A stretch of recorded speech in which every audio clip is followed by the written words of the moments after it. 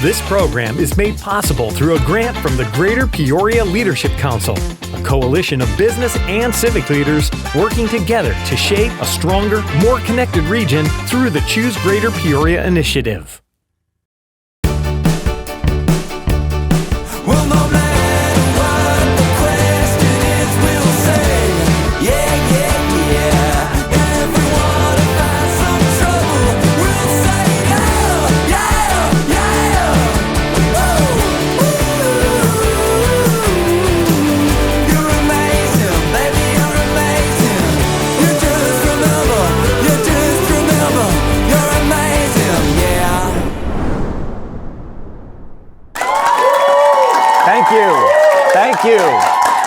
Thank you very much. Good evening and welcome to Vibe 309. I am your host, Blake Wirth, and I am excited to be back in the saddle, back in the WTVP studio, back on your screen. If you're keeping track at home, this is episode 4, and tonight's guest is someone whose name has been attached to the vision for this show since day one. Long before this set was built, shout out Don Stedman, before any of this was real. Before I pitched Vibe 309, rather I should say when I pitched Vibe 309 to WTVP, he was part of the picture I painted from the very beginning. Because he's not just one thing, he's many things. First and foremost, he is a vibe. Authentically himself in every room he enters. He's also a best-selling author of a little book called Damn! I Graduate in May. He's a dynamic public speaker, journalist, promoter, and a real voice in the local media here in the River City. He's what the late great Sports Center anchor Stuart Scott would call as cool as the other side of the pillow. Booyah! Ladies and gentlemen, please give it up for the hometown kid, Marc Supreme! How you doing, man? That was incredible. Like that Stuart Scott reference? Yeah. Thank you. How much time you spend on that? On the intro? Yeah. I wrote it on the way here, man. Okay, I love it. Okay, so first of all, glad to have you here, man. Like I said, when this show was just an idea, a what if in my head, I always pictured you as one of the first few guests just because I love your energy, I love your personality, you're charismatic. So before we get into it, I think people should know, though, we actually go back, I think it's 25 years. I'm not that old, you are. No, we're the same age. We were in the same class at Notre Dame. It's facts. 25 years ago. Is it? Oh, no, 21. It'll be 20. Damn. Now, you were you left after freshman year, I left believe. after junior year. We didn't hang out as much sophomore and junior year as I would have liked, but I do have a vivid memory, actually, of I'm 90% sure we were sitting at the same lunch table when Corey Salter tried to go for the chicken sandwich record. Oh, man. I forgot all about stuff like that. I think he may have eaten 24 chicken sandwiches. He did a lot. Yeah, he did a lot. Threw up. Yeah. It was an interesting time. Yeah. So, anyway, it's always good to go Very back. athletic. Yeah. Very athletic. Sure, football star. Okay, so you wrote a book, but I don't want to start there. I know you've got such a cool story.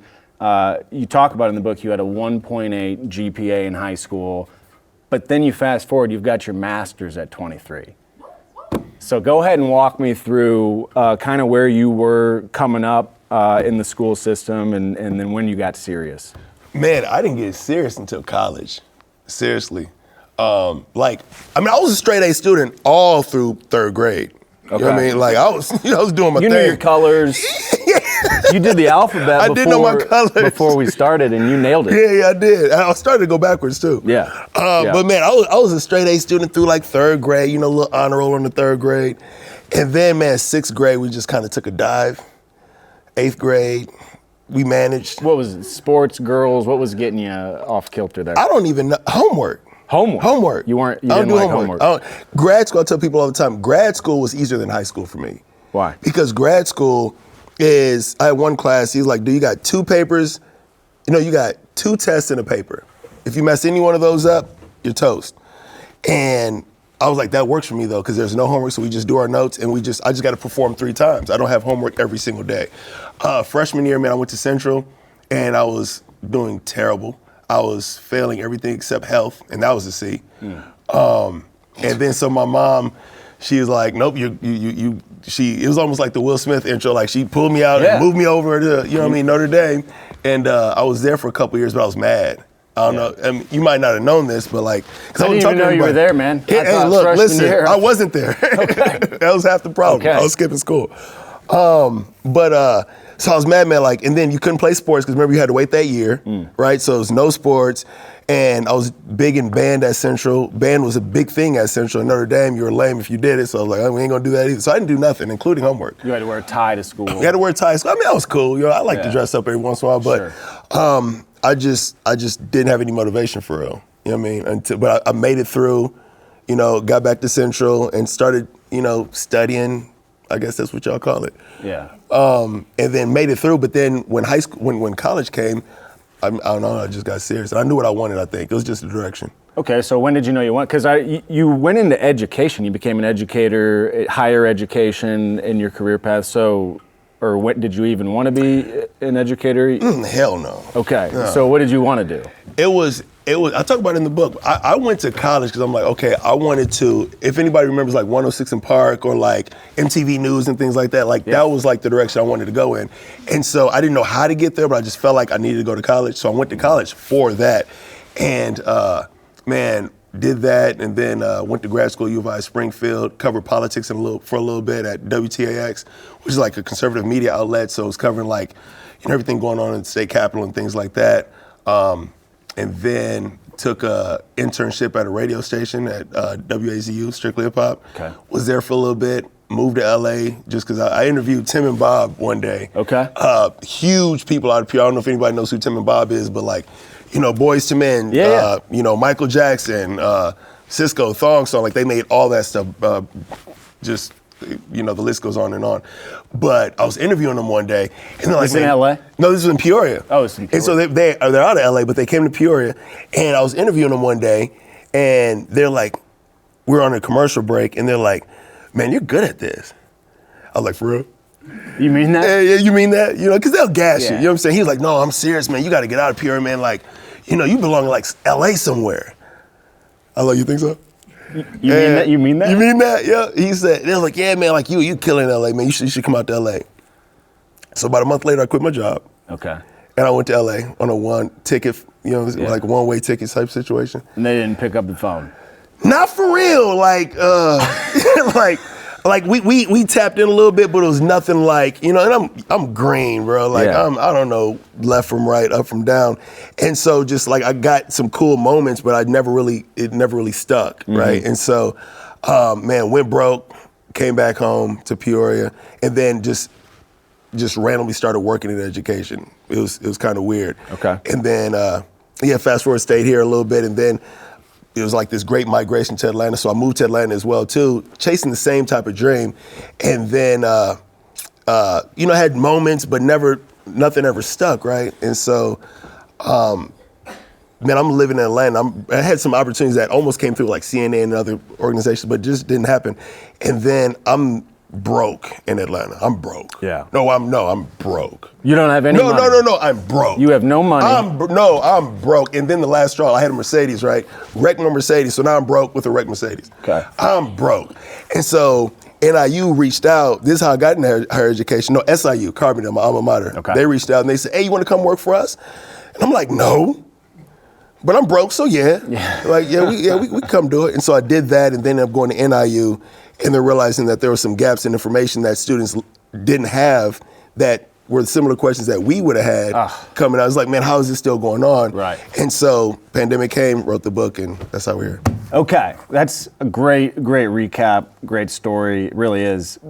So this book stemmed from everything you learned going through the process of school yourself and then what you learned when you got on the other side of it. And then being out in the real world, dream chasing and realizing that, because again, I had a master's degree at 23, like you mentioned, but you're out in LA, I'm like, I got a master's degree, and they're like, so it's cute. Yeah, Nobody cares. they don't care. And so that's when I realized, there's more to it. Okay, so if you don't know, this book, Dig 'em, Damn, I Graduate in May, it's a literary mixtape, which I love that term. It's a literary mixtape for life after high school and college. Essentially, he helps break down what paths you can take, what options there are, everything from financial aid to loopholes you can get through, how you can get extra money to go to school. So this is a great book for parents to read. Real quickly before we get off the Atlanta story, I know you were in Atlanta for a little bit. In the book, you got to tell the Reggie Rousey story. Reggie Rouse. Oh, how you man. got into his office. I snuck in. You snuck in. You told a Yeah. couple fibs. Very white lies. They're very lies. white. White lies. But Yeah. this is what you have to do sometimes to get where you want. To get in. I think yeah. you said, what do you say in this? Don't hate on nobody, don't wait on nobody. Yeah, exactly. And that was actually the theme of, so I did the ICC commencement speech like 3 years ago now. Shout out. And that was the theme. And that's kind of where that came from. Don't hate on yourself. No, don't hate on nobody, don't wait on money. Meaning like, don't stop others from progressing, because that's lame. That's lame. Right? Yeah. But you also don't have to wait for permission to get started yourself. And I think sometimes we all wait for like stamps of approval from people, bosses, jobs, parents, family, whatever, to like start pursuing something. A lot of times for high school students, they wait to graduate to begin working on that thing that you don't need a high school diploma to begin working on. And so that was what that kind of theme is about. Just like, you want to do something, everybody has the resources, let's just start if you can. I gotta say, man, and you're spot on, and I came to ISU, the Bloomington, is it a career fair? Do you call it a career fair? It's more of a college fair. It's more of a college fair, but it's, we bring dope people in from all around the country. Yeah. Misty was there, so, and just like people that are dominating at a high level that students can see and be inspired by. For real. Yeah. I mean, and the kids were absolutely picking up what you were putting down. I snuck in, I still have a video on my phone, but you were on the stage talking to everyone in your authentic way, who you are. You talk to everyone the same way, which I appreciate. And these kids really were gravitating to you, picking up what you were putting down. I have to think that has to feel good to be able to, you're not trying to like mold or shape the youth, but you're trying to nudge them in the right direction. You're trying to give them some tools to move forward with in this life. That's got to feel good. It's dope. It just stems from trying to provide everything I wish I had. And I think a lot of us in our generation wish we had, whether it be some insight, context, or connection. I think that's the biggest thing. When I meet students and like, I want to do such and such, if I know somebody that's in that space, I call them right then and there and see if we can get you going, because I never really had that. Like, there are people along the way that might drop some jewels, but to say, oh, you want to do such and such, at what level? Like, I had a student, this is funny, I had a student at Skills USA. I gave the keynote speech at the Civic Center for Skills USA last spring. Shout out. And a student came up, he's like, man, I really want to do audio engineering. I really want to like, like record rap songs and things like that. And I'm like, you came at the perfect time, because I just got off the phone with my guy who is an audio engineer for T.I., like the rapper T.I. And so I called him right then and there, and he was able to speak to him right then and there. That's cool. Fast forward for the national conference for Skills USA, he's down in Atlanta, and he calls me, he says, hey, you think you can hook me up with your friend Dre that does such, I didn't mean to put his name out there, but you think you hook me up, whatever? And so they link down in Atlanta. He goes to T.I.'s studio, and he actually gets to see T.I. down at the studio. I've been at the studio like 5-6 times, and I've never met this dude. And I love this dude, right? Yeah. But that student, just by opening his mouth, was able to not only get a connection to somebody who's killing it at a high level in audio engineering, but to also meet one of the top rappers ever. And that's what I wanted to do, because that's what a lot of us didn't have. It's not who you know, it's who knows you. It's who knows you. Right. It's definitely who knows you. I love that. All right, we're gonna put a pin in that for just a minute, because it's my favorite part of the show. The rapid fire section part of the show. These got mixed out of order, that's okay. Are you ready?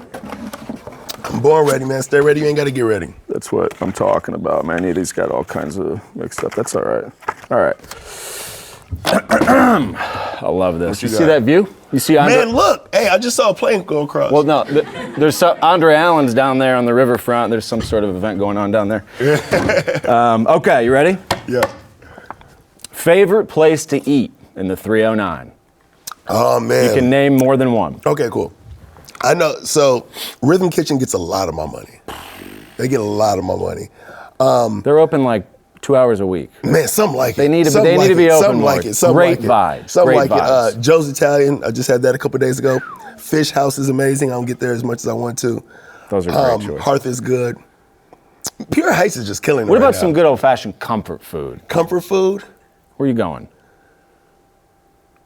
Comfort food, I'm really going to Rhythm Kitchen for real. Okay. I hate to say I it. need to go. man. I need to check Rhythm Kitchen out. Yeah. Favorite coffee spot in the 309? Zion. Cool. Favorite view in the 309 besides that one, of course? Favorite view, man. I hate to be. Well, I love my view at home. I live on the edge of town, so I do love my view. So I actually get to see that for free on my couch. So that's dope. That's great. But I'm cliche, man. Grandview is fire. Grandview is fire. Grandview's I don't think fire. that's cliche. It is definitely cliche. It is what it is. Okay, this is the last one. What are 3 skills every graduating high school senior should have down, should have mastered heading into the real world, adulthood? I think every high school student, maybe even adults, if you're like in between jobs and trying to figure stuff out, everybody should get a sales job. Okay. Like cold calling sales to where they don't know you, you don't know them. You're scared to death to reach out, whether it be phone call or just walking up in person, figuring out how to build rapport and sell something. Okay. That is like transferable throughout every aspect of life. Love it. So I'll say sales for sure. Man, sales twice, honestly. Sales twice? Yeah, sales twice. And then sales the third time? Perhaps. If you can do sales, you can do anything. If you can do sales, you can do almost anything. You can do almost anything. I'd have to think about the other ones, but it's definitely sales. Okay, almost anything, and there was almost everything at the winter Riverfront market this past weekend. We slid over there, checked the vibes, talked to some vendors. It was great energy. Even saw an owl there, which was pretty crazy. So why don't you go ahead and take a look for yourself in this next vibe check. Run it. Every Saturday during the summer, we got something around here called the Peoria Riverfront Market. Everybody loves it. It's unanimous. It's a summertime staple and it can't be argued. But what a lot of people don't realize is once a winter, they move the whole thing indoors. Same community, same makers and growers, same energy. And this morning we're at the Peoria Riverplex for the 8th annual Winter Riverfront Market. About 70 local vendors, a couple thousand people are gonna roll through here today, supporting local, boosting our local economy, and to me, that's a vibe. So let's go down and check it out.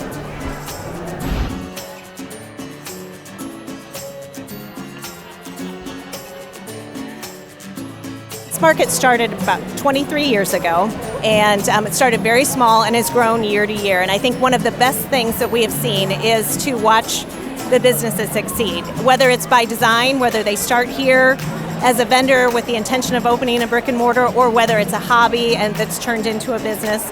We've seen a lot of businesses get a lot of exposure at the market, which kind of propels them into the next step of their business, and it's been really fun to watch. So I started doing this market over 20 years ago, about 20 years ago, just kind of learn how to get my feet wet and get into it, and so I've been doing the Riverfront Market ever since then. It's become a staple for my business.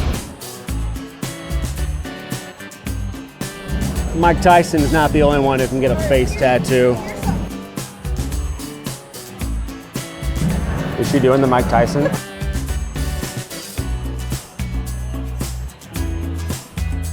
This market has grown. I love the people here. The vendors are like family. We know each other. We talk amongst each other. We support each other all the time. It's an awesome market. Sharon, the market manager, is fantastic. We're somewhat of a family down here. We get to know each other throughout the summer. Our customers come and get to know us and get to know the businesses. And it's really like just an opportunity to get back together and have our shoppers come out and see us. And we really appreciate that they support local. We have the best community. Like, if it wasn't for the community, I don't know what I would have done, because like even I had a hard time last year, and I let everybody know just recently, and the amount of support and output, like it was just amazing.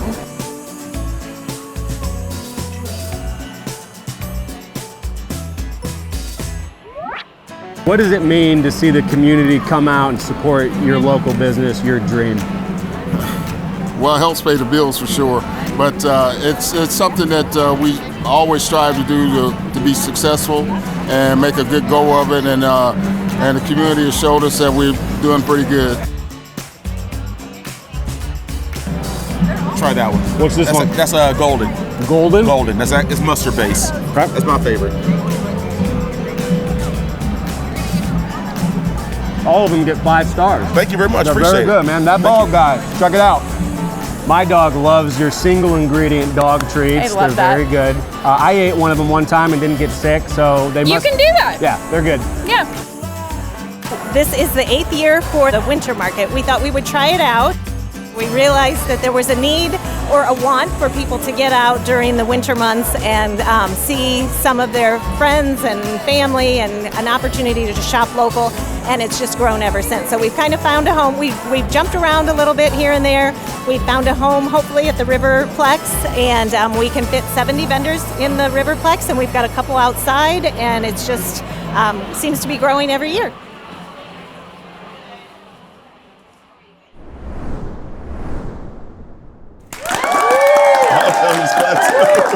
I never got to that story. We'll do that later. Thank you. Okay, well, you're a summer you like the summer market, right, on the Riverfront? Yeah, I was asleep on the winter. I didn't know about it. You didn't know about it? I know about it. Once a winter, they moved that whole sucker inside. Yeah, it's dope. Same That's vendors, dope. same energy. Yeah, it's dope. fantastic. I got a couple trinkets while I was there. Okay, I want to ask you one question before we let you go, because I know you're a very deep guy. 20, 30 years from now, 40 years from now, if you have good health, what do you want your impact to be? What do you want your legacy to be of DeMarcus, aka Marc Supreme Hamilton? Somebody who just tried to connect people and help them achieve what they wanted. Really, I mean, that's what Diggin' was about, helping people get what they want. And it was written out of frustration of not getting what I wanted, right? So now it's about trying to help other people get what they want. And I just hope the work that not only myself, but my team has put in, where you talking about Strictly Hip Hop, Trio Talent Search, Dig 'em, my folks that I kick it with. Yanni Collective. Yanni Collective, Product of the Projects. You're doing a lot across the community. You're involved in a lot. You're touching a lot of lives. So I tip my cap to you, man. I really Appreciate do. it. And on that note, I'd like to give you something. Got a little goodie bag for you here, man. We got the hat, his own Vibe 309 hat. Right. Appreciate it. And then if you see this shirt here, Dig 'em shirt here, I got one for you as well. Great material. Oh, never mind. Thought I saw John Morris over there at the museum. You're funny. So yeah, wanted to thank you. I got something for you too, You got brother. something for me? Yeah. You didn't have to do that. So first of all, You didn't have to do that. shout out to Nothing But Cakes because I wanted to do something for you because first of all, as I've told you before, I'm ecstatic that you have this show. Like, you are in your space. We talked about this a while ago. Don't hate on nobody, don't wait on nobody. You know what I mean? Yep. And so, I don't know, I think Pure is lucky to have this show. Pure is lucky to have you. WTVP is lucky to have you to fill this space that, from my recollection, I don't remember anything like this happening. So man, shout out to you for doing this. Appreciate that, And man. I know Thank you. you're taking it serious. Something you're taking serious, no blame. Finally. But I'm happy for you, man. So I appreciate that. You got the Dig 'em shirt, but we talked about this. I wanted to make sure you got the very Dig 'em shirt that we used for UIC. Oversized. Now this is a small. You're gonna fit it. You're gonna fit it. Guys, You're gonna fit it. I'm a large. But You're definitely gonna fit that. Yeah, that'll fit me. You're definitely Thanks, fit that. guys. You're definitely gonna. The back. in the back. So that's a collaboration between Farmer Dwayne and actually David Adwama, who's in the audience, Shout helped out. design some of that front as well too. So it's I a lot love of it. collaboration on that. That's awesome, A lot man. of collaboration. Thank on you. that. I love that. We also got you some little trinkets. You know, got the Dig 'em Wow. bag. You know what I'm saying? Peep the Dig 'em bag. What camera are we on? What camera are we on? All of them. Well, all of them. All of Look, them, man. bang. So you got Okay, that. Some trinkets in here. Little pen and stuff. I love that. We Look got at your this. Dig 'em Yeti. Woo! Okay. Awesome, man. Add this to the view. Whoa! Bang, you already got a book, but add I'll it read to the it view. again. I'll read it again. Read it You twice. came Read with it. The bearing second one's gifts. better. That book's better than the first one. You came bearing gifts. Yep. And then What do we got? This is a just bunch. a whole cake, man. Holy A whole cake. smokes! A whole cake. We gotta get. I don't know how. I don't know how to open it. We're not gonna break the All I box. did was bring it. I ain't Folks, got it looks incredible. It looks incredible. You are one of a kind, man. Thank you Yes, for sir. everything you do in our region. You're the man. Yes, sir. Man. Thank you. Appreciate you, brother. Appreciate you. Marc Supreme, aka DeMarcus, dedicates his book to several people, including his mother, his pops, who's here tonight with us, his sons, Carter and Sebastian, one of them's asleep back there, a couple friends, an old professor, but here's my favorite. This is for my younger self, the person who pounded the streets of Los Angeles without a clue, scrubbed toilets at a gym in Atlanta trying to make $1 to stay afloat, and went through every emotion, trial, error, and letdown in pursuit to make something of myself. When I read this book over the weekend, I got chills when I read that part, and I smiled, and I'm smiling now, because how many people have dreams but never move on them? Or maybe they try a little, hit a couple roadblocks, then quit. I know I'm guilty of that. Listen, when I grew up in West Peoria, a lot of people, there was chatter that I was gonna make it to the NBA, be the next best point guard, and while most of that chatter was from my mom, I still believed it. Fast forward to freshman year, I'm 110 pounds, I'm 5'2", I got cut. Decided that was enough. I quit on my dream. Didn't try out the next year or the year after that. I did try out my senior year. They cut me again. So then I knew my dream was over. I'm not going to the NBA. But DeMarcus refused to quit. He was determined to make something of himself.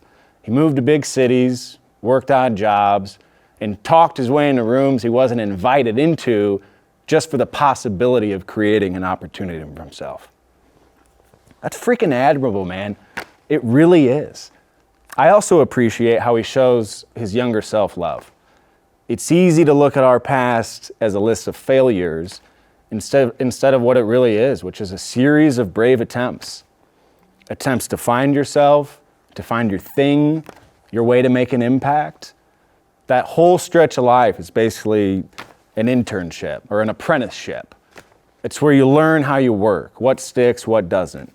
You build instincts, you figure yourself out in real time. I respect that DeMarcus doesn't shy away from that phase of his life. He names it, he thanks it, and he's proud of it. He understands he wouldn't be where he is today without scrubbing those toilets in hot Atlanta. Most of us are powered by years we don't give ourselves credit for. We're too hard on ourselves for past decisions. Don't give ourselves enough grace. That's not the embarrassing part of your story, that's the foundation of it. And that's the part worth honoring. And that's my take. So thanks for tuning in, ladies and gentlemen. It has most definitely been a vibe.